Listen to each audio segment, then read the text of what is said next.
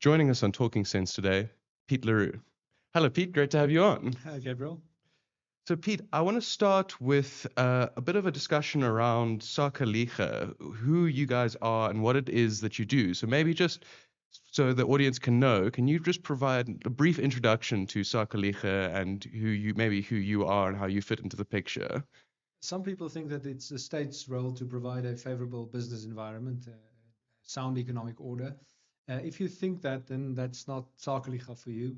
But if you think that the ultimate responsibility does lie with business people themselves, then that's where we come in. It may well be so, and it is so, that states and other forms of social and political entities have played a role in establishing a sound economic order. But we think that maybe this is the highest social responsibility of business is ultimately to ensure that there's a favorable environment for doing business, providing the goods and services, the means by which we can lead flourishing lives, we can fulfill needs, we can provide the sustenance both for the base needs and for the highest that we can achieve as a society or as communities. And so Sakeliga exists as a non-profit in South Africa. Mm-hmm. We're backed by several thousand businesses in the country, and we're a non-profit with a mission to ensure that there's a sound economic order. We do that through litigation, and we do that through building alternative structures from municipal level to international relations, and that's the short version. Okay, great. And in terms of the kind of focus of your litigation, what is it that you are trying to step in to use litigation to stop the government from maybe being able to do or from what they're currently doing? Yeah, we've amassed now what I think is probably the largest litigation, public interest economic litigation that this country's ever seen. By the end of this year, we may very well hit a dozen concurrent cases, and these range on matters ranging from BEE to ESCOM cutting off power to procurement to employment equity to expropriation. And all of these cases we design and craft not to serve the interests of any particular business, but for a sound economic order. So we don't step into a private matter that's for private businesses to solve. Mm. We step in where the question is one of the economic order and whether the principles are sound. And if the government's interference is harmful, we work to counteract that. And if we think there's some kind of vacuum where there's a legal uncertainty, we work to craft jurisprudence by which we think businesses, the space opens up for businesses to contribute to the economic order. So to kind of simplify that, you're trying to litigate on things that you think on cases that help the kind of overall economy of South Africa, make it more business friendly, make it easier for businesses to operate. You're not kind of focused on the nitty gritty. What you're trying to do is to use the kind of power of litigation to pen the state in from its kind of overreach. Is that a fair assessment? Yeah, let me add a little bit to that. Litigation is not a silver bullet for solving everything in the country, and I think sound litigation strategies um, does take into account that courts have limitations. Mm. You can't ask the court to force ESCOM to provide power. If ESCOM can't provide power, then no court order can order the impossible. Similarly, courts are, as much as they have a degree of independence from the executive branch of government, courts are not independent of the state, and Mm. therefore they operate within what Professor Koos Malan calls the dominant political structure in the country. And so you must take both of those limitations or features into account, if you will. And so we think litigation can still achieve a lot in South Africa. People sometimes are overly negative about the courts. But we think there's a lot to be achieved, and to the full extent that that is possible, we seek to achieve that. Yeah. Okay, and before we get into your litigation and some of the current litigation that is ongoing, I want to talk to you about something that I think you will be litigating, but you aren't currently yet. If correct me if I'm wrong about this, but that is the Driefontein farm in the Kureleni. So can you just explain? It's a very recent development. This can you just explain what's gone on and what Sakaliga will seek to do? I think this serves as a very good Yeah. kind of example of where you guys what role you play in the society. The Driefontein matter is very important. It's an expropriation, a case of expropriation without compensation it's east of Johannesburg, for your international viewers. And what's happened in that case is that the city council decided beforehand at a council level that they want a test case to ask the court's support for expropriation without compensation. And they proceeded then to expropriate in 2019 this piece of property. And you may say, well, that's a long time ago. Actually, this is just how long it took for the matter to come to the court. So next month in October of 2025, this matter will be at the court-ordered mediation level. And next year in February 2026, we will have an 18-day trial on this matter. And why it's important is that the city is arguing that because the expropriation is for social housing and therefore in the public interest, and because if the municipality were to pay for the property, which is in excess of 30 million rand, which is what it's worth, then that would limit the city's ability to build social housing on the property. Therefore, it's fair to offer this entity zero compensation. They're also arguing that the land was held for speculative purposes. And if this goes through, if the no compensation decision is not reversed, because that's the challenge now, is reversing the non-compensation decision, we do face a cascading collapse, or at least a restatement toward a downward restatement of similar property all across the country. And this is an urban property. It's called Driefontein Farm, but it's in an urban setting. It's 34 hectares. It's for social housing. Now, just think about there are 200 municipalities in the country. If this does not get reversed, then these other state entities, municipalities and other state entities will be encouraged to try the similar things, because it's easy to take stuff for free. It looks good on your asset, on your balance sheet, and you can say you're doing something with the community. But this will cause, from pension funds to privately held property to development property, this will cause a collapse or a substantial decrease, lower restatement of their value. So for international and local reasons, it's important to reverse it. And on that point, the court has so you are saying that the court has already upheld the decision that you can expropriate the property without compensation. You're now going to challenge that order. Yeah, let me be clear about that. The court has not ordered anything yet. The court has only made interim procedural pronouncements so far, but it's now coming to it. So what happened in this case was that this still happened under the old 1975 Act. There's now a 2024 Act, but yes, this still happened under the 75 Act. And the 1975 Expropriation Act had substantial protections for compensation to owners at market level. That's that's the base mark. But then because the owners relied on that in arguing before the court now in the papers that have been exchanged so far for why they should be given market value of 30 million or up, the municipality then made a counterclaim.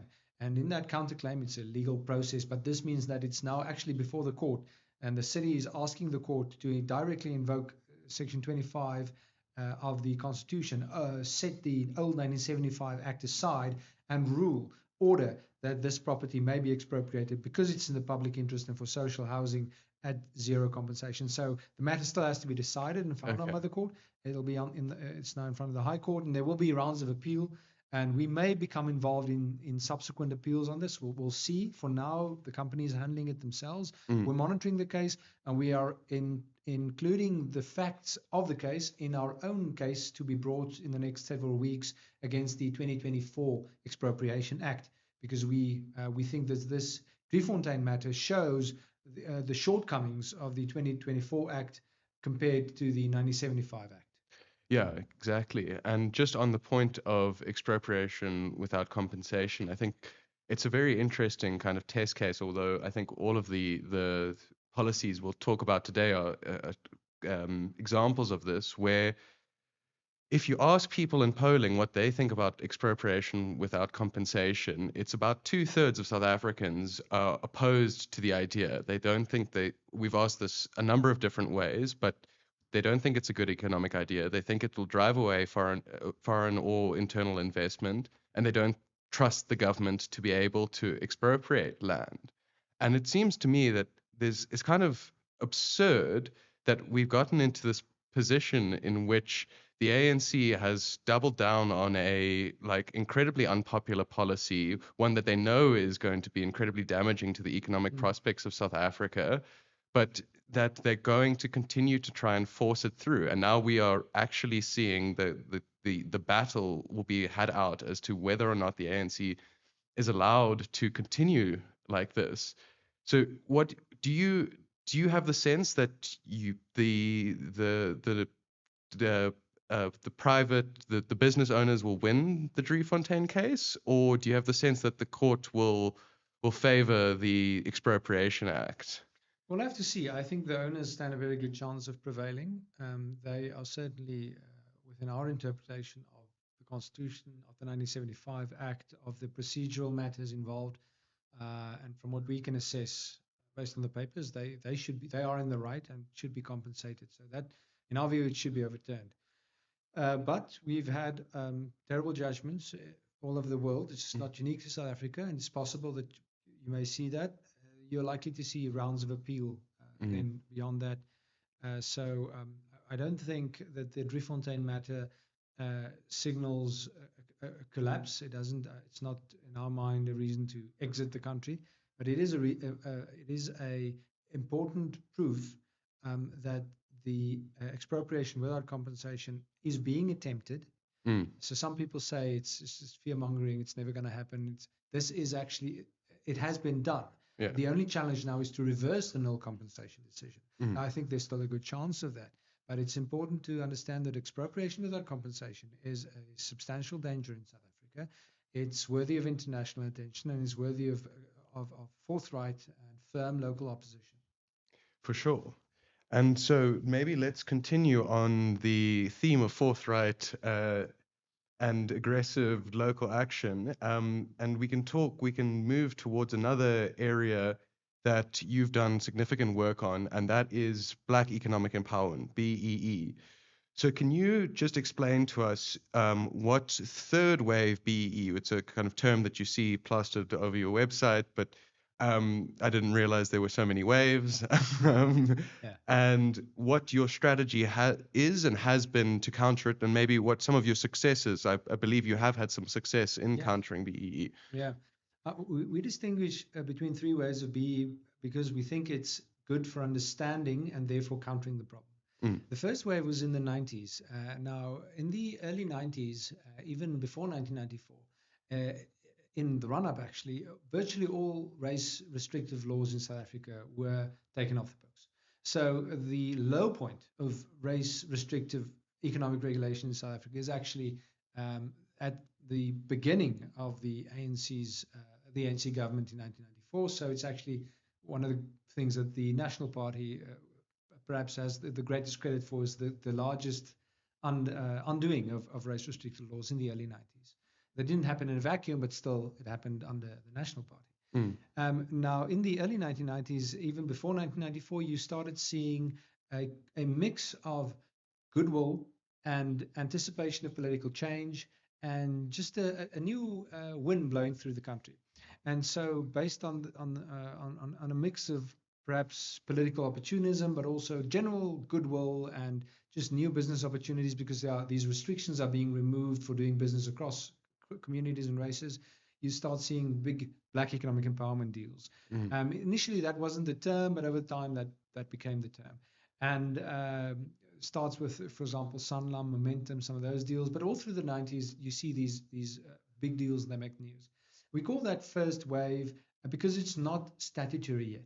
Almost none of it is statutory related. Yeah.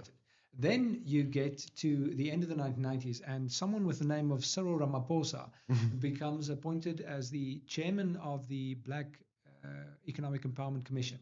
This is a commission that was put together by the Black Business Council, still in existence today, the Black Business Council.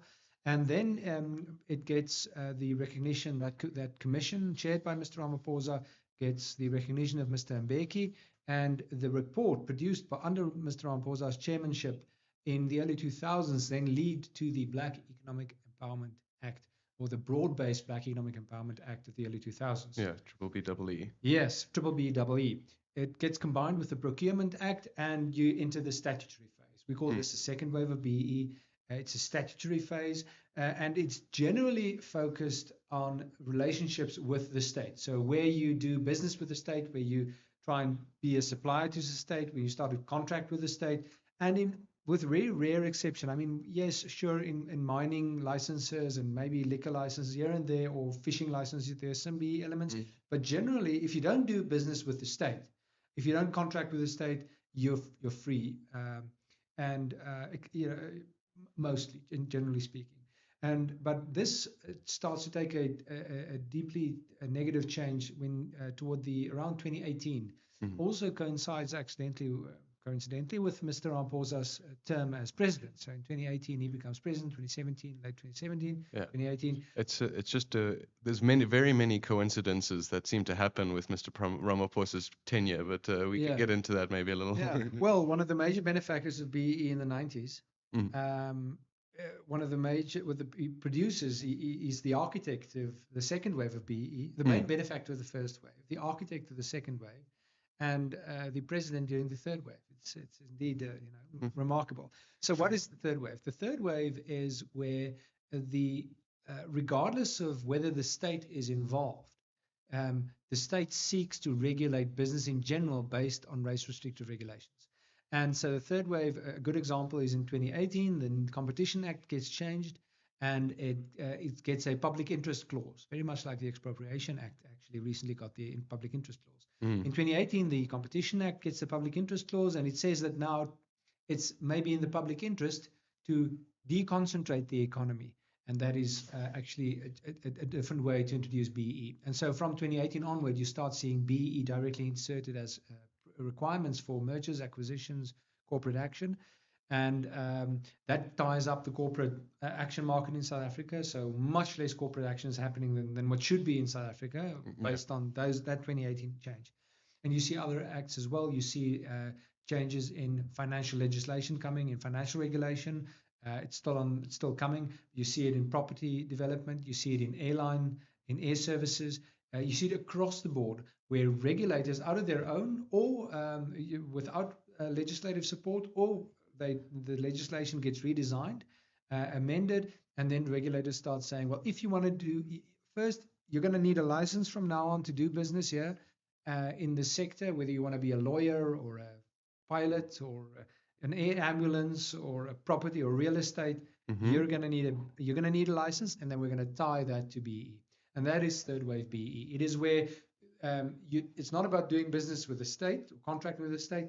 It's about doing business at all. It's about contracting between you and me, Gabriel. It's about doing business with your neighbor, regardless of race. Everywhere, even if the state is involved, BEE becomes a prerequisite.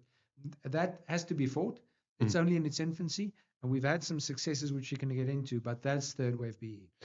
So what have some of your successes been against third wave BEE? Yeah. I'm going to highlight two so far. Last year, the property regulator announced, and actually it announced it before, but it started enforcing it last year. It said that if you don't have a BEE compliant certificate, you're not going to get a property practitioner's license. You're not going to get a Fidelity Fund certificate, and you need that to be a property practitioner.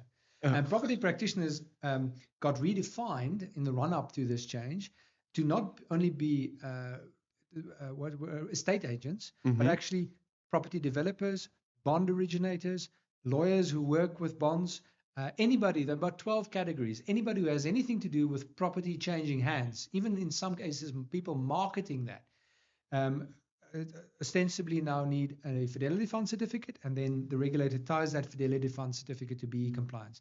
And what we did then last year was because they thankfully don't have proper legislative backing to do this, we were able to, through legal threats, legal lawyers' letters, we were able to push them back, and we achieved an important tactical victory where they said, okay, from now on you don't need a BEE compliance certificate, you just need a BEE certificate.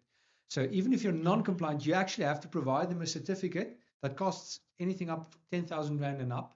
You say that you're not participating in BEE, that you don't have a score, but you need to get a BEE verifier to say that you're non-compliant, and then they will give it to you. So we're progressing to, still in the litigation phase this year, but that was a crucial win last year, because without that, a substantial proportion of estate agents, property developers, bond originators in the country would have not had licenses to do business.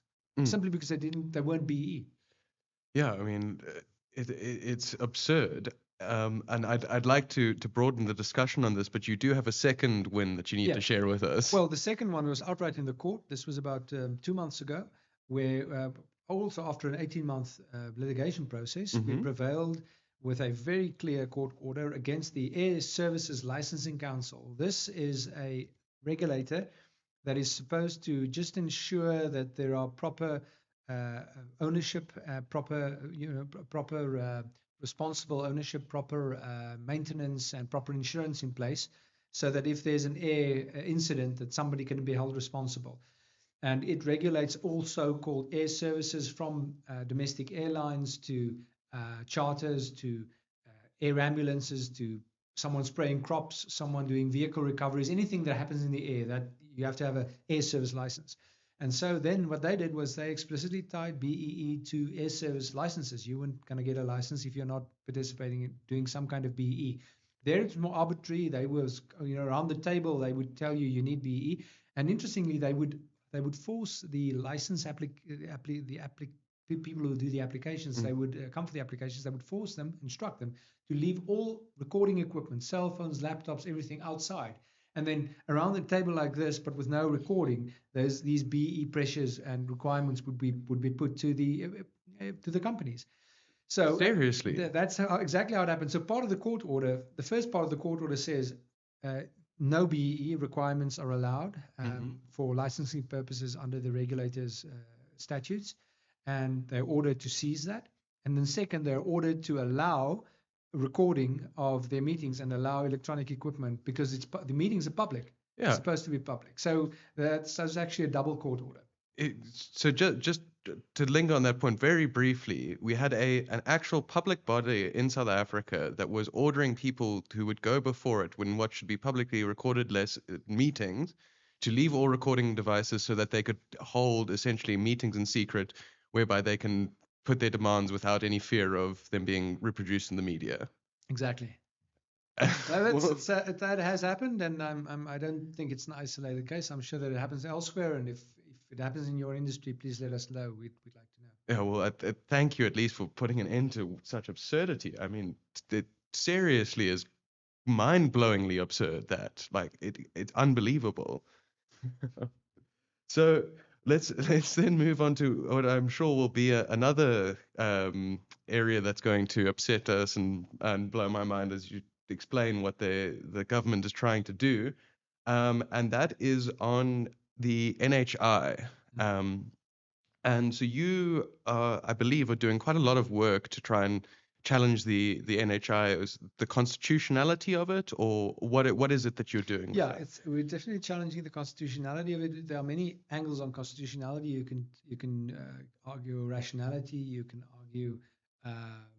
argue conflicts with other provisions. You can argue that there are many ways many constitutional aspects to it. So yes, we're bringing a case. The case has been brought recently. It's a very strong case. We think it's backed by proper research into what it will cost. Basically, you'll have to increase the tax burden in average in the country by about 40% just to afford the NHI. We calculate. The state hasn't done its own proper analysis. That's ground for rationality review there. And we're also so a proper case being brought there, but we're not the only ones. There are 9 cases in total already being brought, and sometimes people ask us, well, is that worth it? Why are you bringing a case as well? We think 9 great cases are excellent, and they're covering different angles. Some are taking more legal risks, some are taking a more conventional approach. We just think that's excellent. Because the threat with the NHI is not that it gets implemented. The NHI is actually unimplementable in our view. So the NHI will never get implemented in South Africa. But that's not the danger. The danger is trying to get there 10% or 20% of the way. Because that's when your doctors leave. That's when your hospitals costs start to double. That's when you start doing these absurd rationing arrangements. Yeah. That's when you introduce such stultifying rigidity into the system that it actually encourages people with mobility to leave. So it's not, we're not opposing it because we're afraid that it will get implemented. We're opposing it because we want to prevent it from being implemented 10 or 20% of the way. Okay, in the first place. And just on that, why would it even get trying to go 10 or 20% of the way? Why do you think that that leads to the kind of flight of doctors that you're talking about? Yeah, look, the government has made this absurd opening bid with the NHI. The Mm, state will be the sole provider of healthcare in the country. And look, at the best of times, you could argue that maybe a, a, a so-called first world country with uh, the financial hub of the world and a very big track record of supposed good public administration, like the United Kingdom, mm, maybe they can try it, but they have tried it, and it's a mess. yes. And I think people just correctly anticipate that the mess the UK has made, the mess, whatever is going over there, or in other countries in the world as well. This is not a UK limited problem.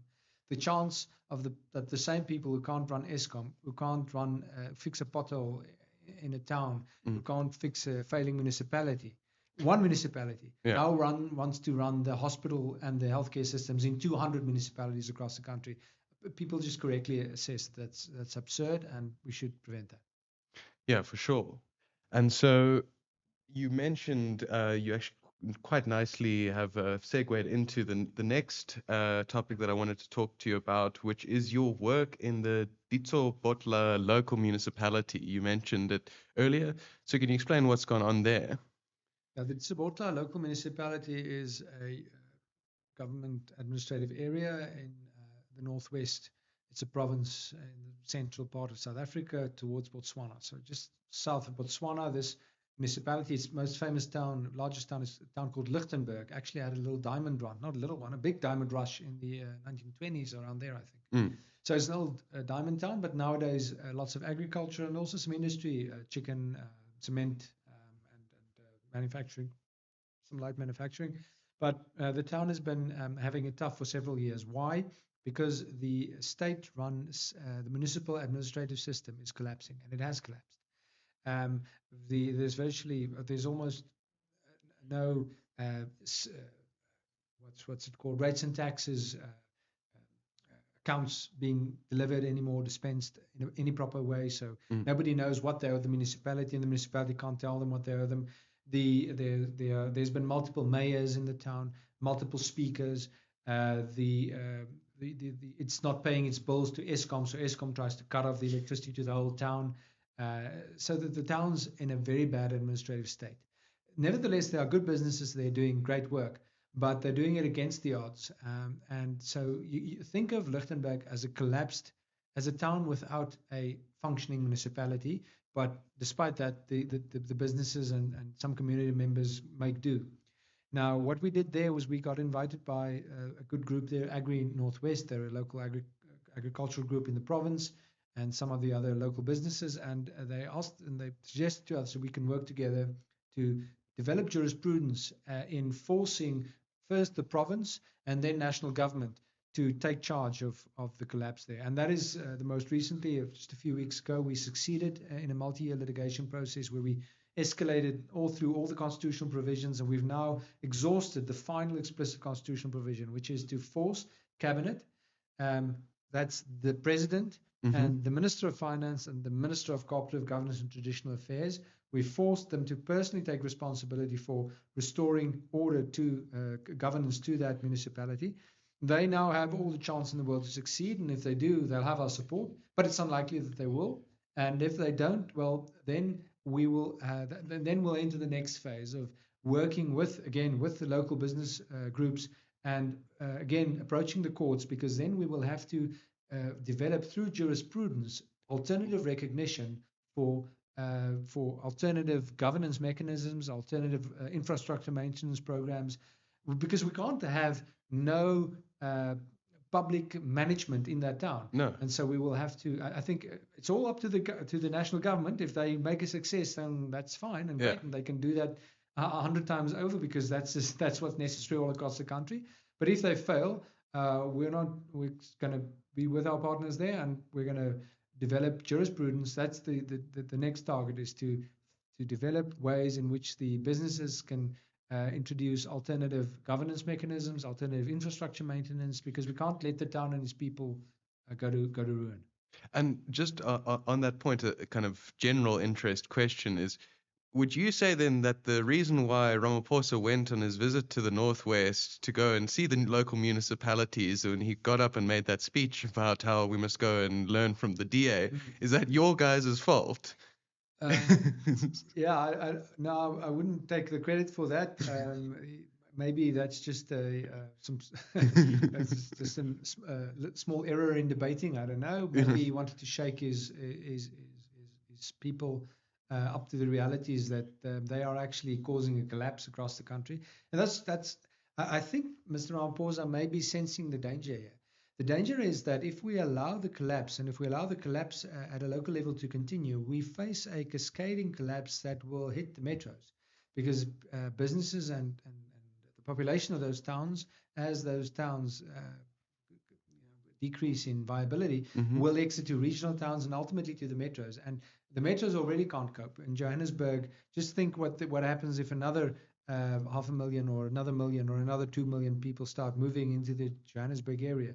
And so I think President Ramaphosa probably speaks from a position of real concern, though we don't see action to match that yet.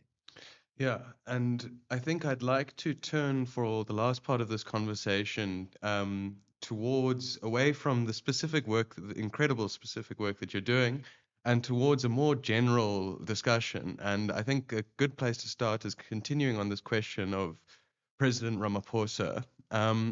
And one of the things that I think, one of the lines that we take at the Common Sense is that the person, President Ramaphosa, doesn't really exist. He's meant to be this incredible, great reformer that was going to come in and give business a new leaves on life in South Africa and unlock the potential that's been hidden in the country. But throughout his career, he has been kind of three different people. This great negotiator who brought the mine bosses to heel, but we don't think that's true.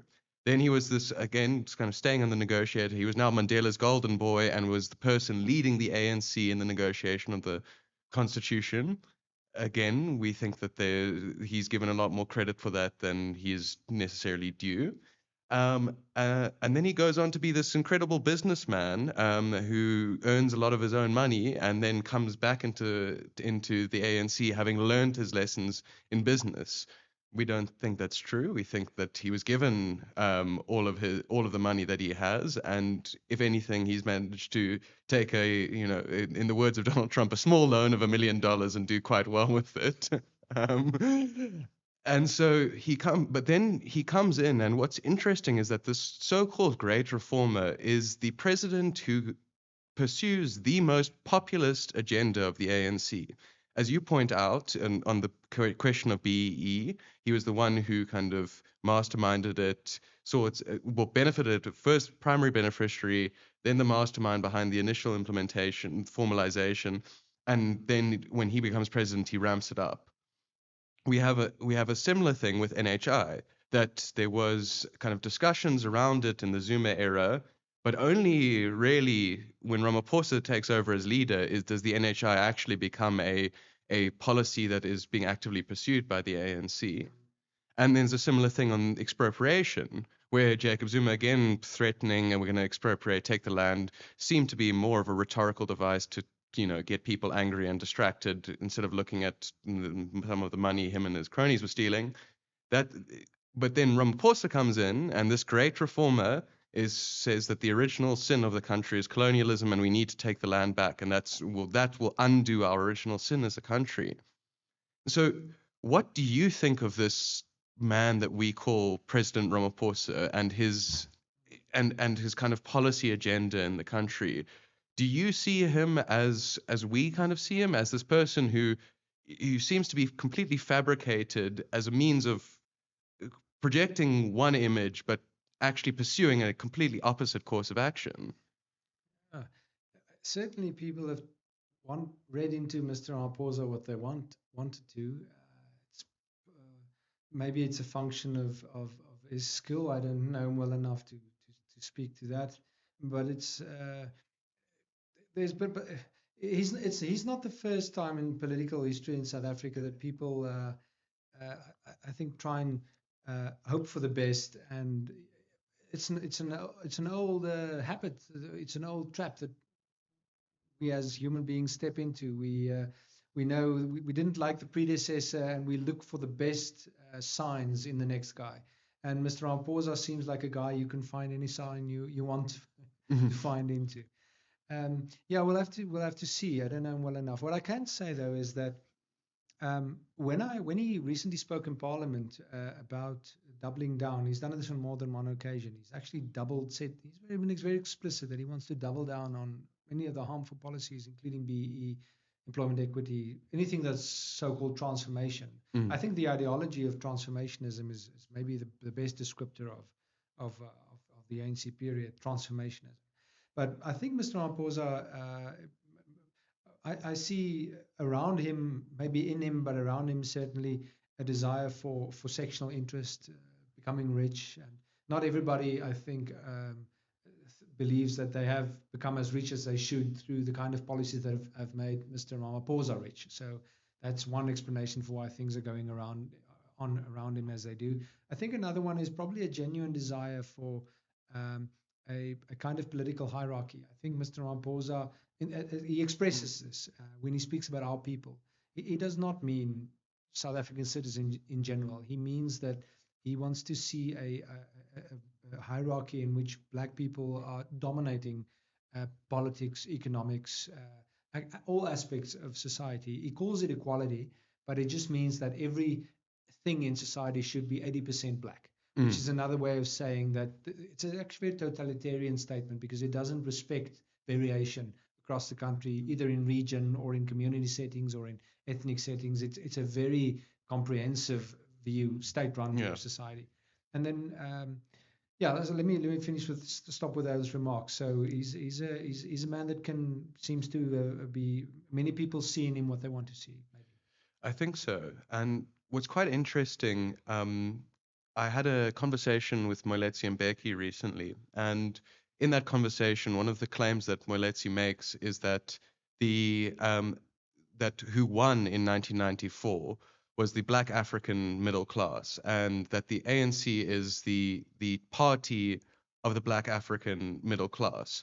And it has used the kind of its state powers as a means of securing the future of the Black African middle class, but that has often meant taking from the poorest extracting from the poorest black South Africans and then the richest South Africans to subsidize the consumption of the middle class, black middle class in South Africa.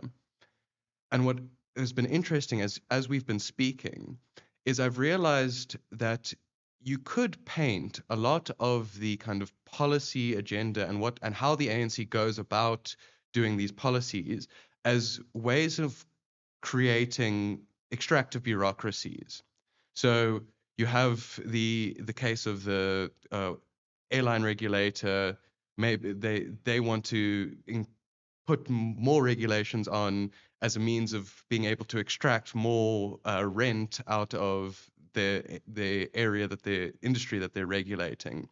And you kind of see this with the NHI as another means of creating a bureaucracy is to extract more wealth out of the economy of South Africa. And it seems as though almost every policy, transformation policy especially, has this end result of setting up a new extractive bureaucracy in which lots of money needs to be spent either on legal fees or whatever it is, and that essentially most of that money is being transferred to the black middle class that is the kind of ANC base.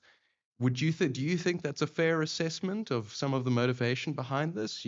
Maybe it's attempting to explain with greed what might be explained with malice. Yeah, certainly greed does play a role. That's what I mean. I also referred to it earlier when I said there's certainly still a number of people that believe that they should. Well, why did Mr. Ramaphosa get very rich from BEE? Why not they yet? So I think there's still a lot of people that feel that they should benefit from BEE, and maybe they're middle class, maybe they're upper middle class, at least in terms of income compared to the rest of the country. But I wouldn't say that there is no concern for black uh, for black people within the ANC. Consider all the social grants. I mean, there's something like 16 to 20 million, depending on what you count, every month. So many grants get handed out. Yeah. And yeah, it's small change in the hands of those people, but it's a substantial part of the budget. Yeah. And I mean, if there was no concern for that for black people, then and the greed was the only factor, then that money could just have been stolen as well. But some of it, lots of people get grants every month, millions of people. So Yes. there is some kind of concern, and then there's also incredible incompetence, incredible economic illiteracy. I mean, someone like Nomakosazana Meth, the minister of what's it called, employment, labor. She was in Parliament recently saying that she will force transformation down the throats of its opponents. And you have other people who keep saying that BE is great for growth, like Mr. Ramaphosa was in one of his speeches in Parliament was saying it's incredible that people could say BE is harmful for economically speaking.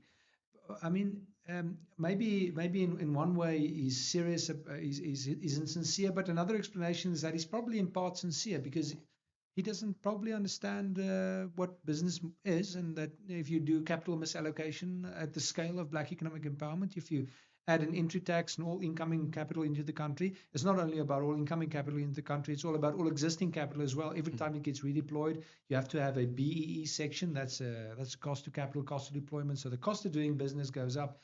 You convert capital into consumption because you give it to people who don't.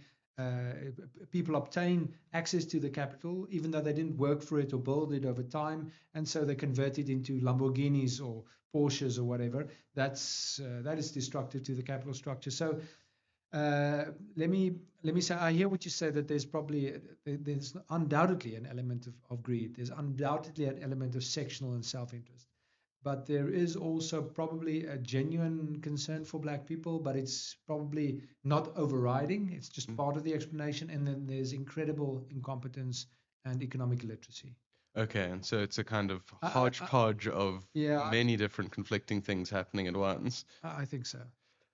And so I want to end then our conversation with a last question, and that is on your view of the country being run from Pretoria. So we have an editorial line in the Common Sense, and another one. This one you might take more umbrage with, and that is that, in fact, the success of the unitary South African state is a relatively easy thing to achieve. All it requires is competent economic management over the course of, say, 10 years, a generation, and that'll do enough to bring the kind of levels of absolute poverty down and to the point at which it's completely manageable, and bring employment levels up to which we now have a kind of successful, growing, unitary South African state, and things can be positively run out of Pretoria, and we might have not necessarily an ANC, whatever future government that works to ensure the kind of liberties of its people, and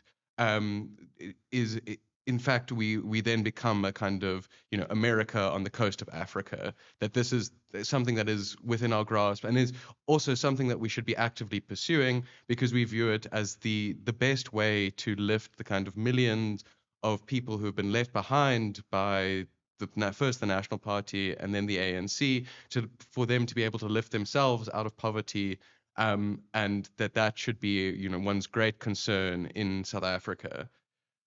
As I'm saying this, I don't think that you are necessarily in agreement with me. So what do you make of the argument I've just put before you? Political arrangements are there for a purpose, the flourishment of the polity it serves. So it's a question of not putting the cart before the horse. And if the South African current political arrangement, the structure of governance and how government is put together, and how provinces function and municipalities function, if that is a good way to achieve the flourishing society and the communities, the flourishment of the communities, then that's great. But I don't think we need to start with South Africa as it is today to imagine what it needs to be or could be in the future.